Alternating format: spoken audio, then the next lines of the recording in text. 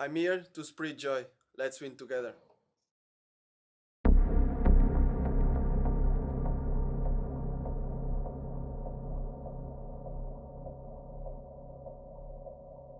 A finales de la década pasada, Joao Félix era una de las grandes promesas del fútbol europeo. El joven portugués había llamado la atención en su incursión en el Benfica, equipo en el que debutó y dio sus primeros pasos como profesional, y con apenas 19 años de edad, el valor de mercado de Joao Félix en el año 2019 era de 120 millones de euros, una cifra muy desorbitada. Se debía principalmente al impacto que tuvo el fichaje de Neymar por el Paris Saint-Germain, que hizo que el mercado de fichajes cambiase por completo. A pesar de las grandes cualidades de Joao Félix, como su llegada al área o su habilidad con el balón, siendo un mediapunta muy interesante para cualquier equipo, 120 millones de euros sigue siendo demasiado, pero dejando esto aparte, gracias a sus grandes actuaciones, el joven portugués atrajo la atención de grandes equipos de Europa, sobre todo del FC Barcelona y del Manchester City, pero en el verano de aquel 2019, Joao Félix se decantó por el Atlético de Madrid, convirtiéndose en el fichaje más caro en la historia de los colchoneros, al costar un total de 126 millones de euros. La decisión de fichar por el Atlético de Madrid era bastante dudosa, ya que el estilo de juego tan cerrado y defensivo del equipo del Cholo Simeone no parecía tener mucha compatibilidad con las características de Joao Félix. Y a pesar de que el portugués tuvo sus destellos en algunos partidos, en general nunca llegó a adaptarse del todo. Eso, sumado a las 3 lesiones que tuvo, perjudicó su rendimiento en aquella temporada. Pero aun con eso, era evidente que Simeone no estaba encantado con lo que veía del portugués, ya que de los 2.400 minutos que jugó Joao a lo largo de 36 partidos, que por sí son pocos, solo jugó los 90 minutos en 6 de ellos. Prácticamente siempre era sustituido en el segundo tiempo, principalmente debido a que el Atlético bebe mucho de la entrega defensiva de sus futbolistas, que es esencial para hacer funcionar el estilo defensivo que emplean, donde la pasividad del portugués lastraba al equipo en ese sentido, colocando a Simeone en una situación muy complicada, ya que se veía forzado a usar un futbolista joven que no le aportaba mucho a su estilo de juego, debido a que era el fichaje más caro de la historia del club, y tenerle en el banquillo atraía una enorme presión mediática hacia el entrenador argentino. Y durante las 4 temporadas que estuvo Joao Félix vistiendo la camiseta rojiblanca, la historia siempre fue la misma.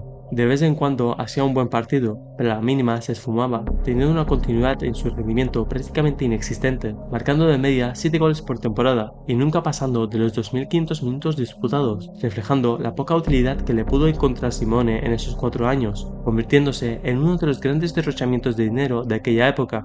¿Por qué quisiste salir este invierno? ¿Por qué decidiste que era momento de salir? No, yo ya buscaba cambiar un poco hace un tiempo, que fue difícil acostumbrarme ahí a la forma de jugar.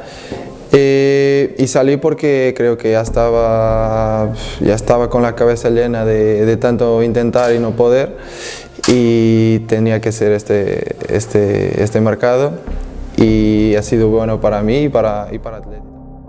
En el mercado invernal de 2022 se marchó seguido al Chelsea, uniéndose al club en enero del 2023, un movimiento muy arriesgado, ya que el Chelsea de aquel momento estaba dando muchos pasos en falso en aquel entonces. Acababan de echar a Thomas Tuchel del puesto de entrenador y su repuesto fue Graham Potter, que tampoco duró mucho, y en total el Chelsea rotó hasta 4 entrenadores aquella temporada, en la que el overbooking de jugadores y el mal estado colectivo del equipo hizo que la situación de Joao Félix no mejorase para nada, sino más bien dejara en evidencia lo que se vio en su estancia en el Atlético de Madrid. El portugués era un futbolista de momentos, al cual no le bastaba solo con el talento.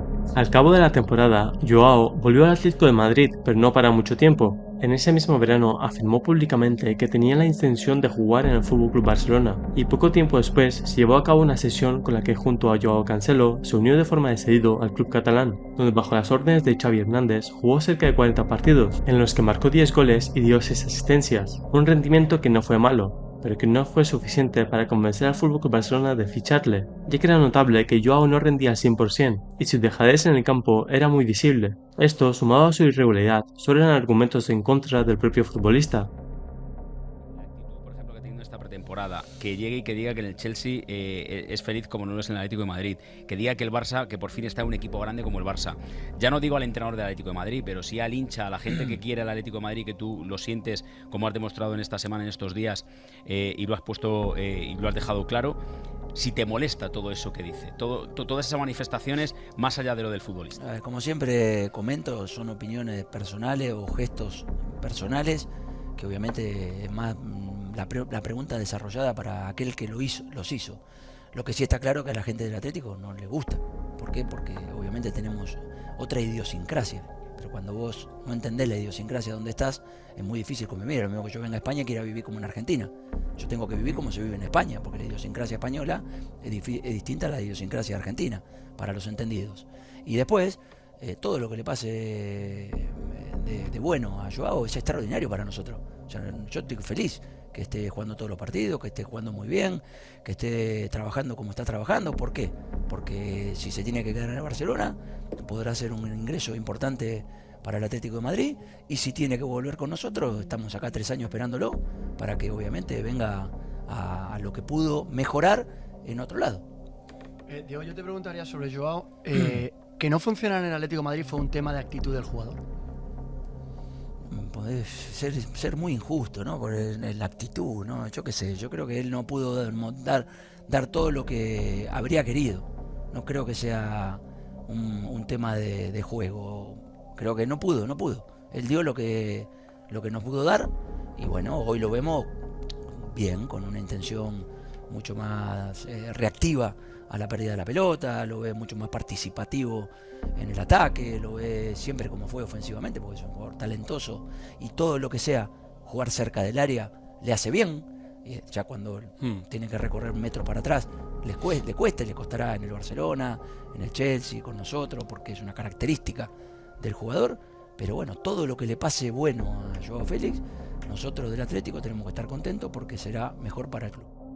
Por lo que a la negativa del FC Barcelona, en el verano de los 2024, Joao ficharía por el Chelsea, cerrando de forma definitiva su etapa en el Atlético de Madrid, confirmando que su fichaje fue un error y un gran fracaso. Pero el declive no se quedó ahí, ya que, como mencioné antes, el Chelsea sigue siendo a día de hoy un equipo que está haciendo muchos cambios, y su nuevo entrenador, Enzo Maresca, echó a una gran cantidad de jugadores de su equipo nada más llegar, y Joao Félix, tras no destacar en sus primeros meses de vuelta en Inglaterra, fue cedido al Milan hasta el final de la temporada, donde para sorpresa de nadie, Joao siguió con la misma dinámica, haciendo un buen partido y 3 en los que no parecía estar sobre el terreno de juego, disputando solo 1000 minutos durante su paso por Italia, repartidos a lo largo de 21 partidos, fallando en hacerse un hueco en la plantilla. Pero el clavo definitivo de la carrera de Joao Félix llegaría en el verano de los 2025, donde puso fin a su fallida etapa en el Chelsea y se marcharía a Arabia Saudí, fichando por el Al-Nassr, uniéndose a su compatriota Cristiano Ronaldo, alejándose del fútbol de élite a sus tan solo 25 años de edad, confirmando ser una de las grandes decepciones en cuanto a promesas de la última década, ya que jugadores como Vinicius o Dembélé, con sus más y sus menos, han hecho buenas temporadas y han tenido momentos en los que formaban parte de lo mejor del fútbol, mientras que el portugués siempre ha estado rindiendo a un bajo nivel y nunca llegó a alcanzar las expectativas, recordándonos una vez más que en el fútbol de élite no basta solo con el talento, sino que se necesita trabajo duro para ser constante y lograr alcanzar la cima.